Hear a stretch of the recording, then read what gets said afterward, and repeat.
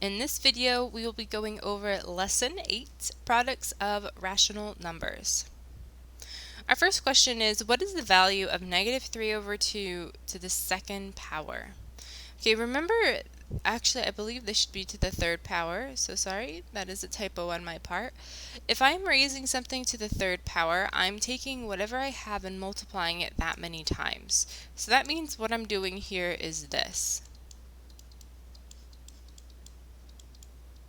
Okay, if I look, I have 1, 2, 3 negatives, which means my final answer should be negative, right? Because 3 is odd, odd is negative. To multiply fractions, I need to multiply straight across the top, straight across the bottom.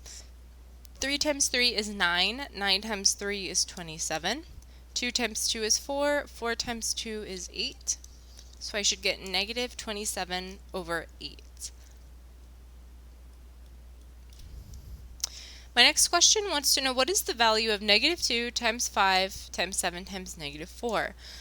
Well, I could do this step by step if I wanted to, or I could just type this into a calculator to double check my answer at the end as well.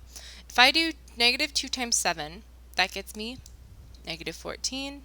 I'm going to multiply this by negative 5 times negative 4, which is negative 20. So I have a negative times a negative, which means my final answer is going to be positive. All I need to do here is complete my multiplication. So I have 20 times 14.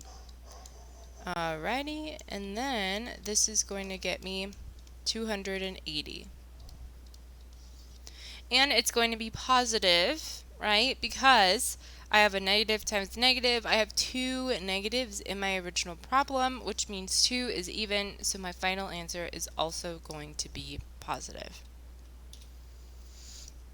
We want to find the product of this 4 times negative 2 times 6. Ronnie first multiplied negative 2 and 6, and she got negative 12, okay? And I want to know, what's the next thing I should do to this problem? Well, she multiplied 2 numbers, but she left this 1, right? So this 4 is going to be brought down. So I just need to multiply negative 12 by 4. I'm multiplying the 2 numbers that I have left. When I do that, I will get my final answer. We want to know which equation accurately represents the commutative property of multiplication. Okay, so we're talking about multiplication here, right? So these two options that have addition, get them out of here. We don't need that because we're talking about multiplication. If you remember, commutative property is changing the order of your numbers. And if I look down here at D, D has the order of my numbers changed. It is not B, okay? B is associative. So B is the associative property. Okay, associative property is adding in parentheses. So B is not correct. We want to pick D here because D is changing the order and it's using multiplication. Which answer is the same as multiplying a $950 account by a 1% interest rate? Okay, this one you might think is a little bit weird, but essentially all this question is asking us to do is use that commutative property. I want to know what is the same, right? So nothing is, you can't get the same answer with multiplying with doing any other method of operation. So by adding and dividing, we will not get the same answer. Okay, and it's like I'm taking this 950 and I'm multiplying it by 1%. If I were to switch the order, I would just have the 1% come first and then 950 come second.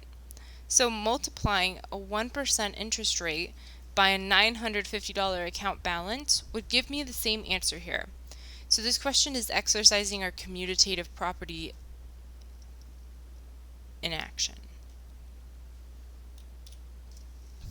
The population of a town decreased by 30 people each year for 5 years and is represented by the following equation.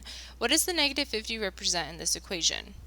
Okay, well, the town is losing 30 people each year over 5 years. So for 5 total years, it lost 30 people. Okay, so this negative 150 is how many total people that the town has lost. Okay, so it's not that there's 150 people living in the town.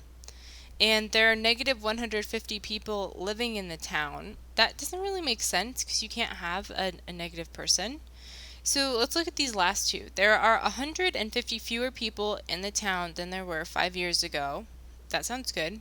There are 150 more people. Nope, it can't be more because it's fewer, right? It's negative. So there are 150 fewer people in the town than there were 5 years ago.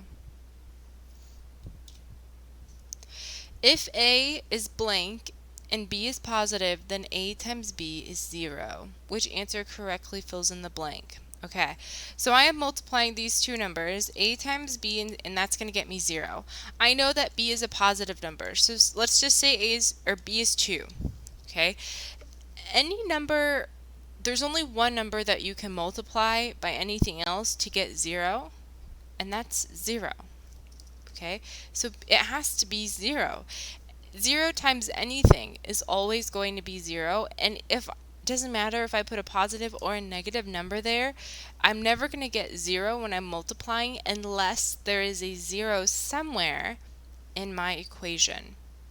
So for here, 0 is what would correctly fill in the blank. Alright, that is all that I have for you guys for lesson 8. Don't forget that you can always double check your answers by typing them into a calculator. If you have other questions, please let me know. Other than that, have a great rest of your day.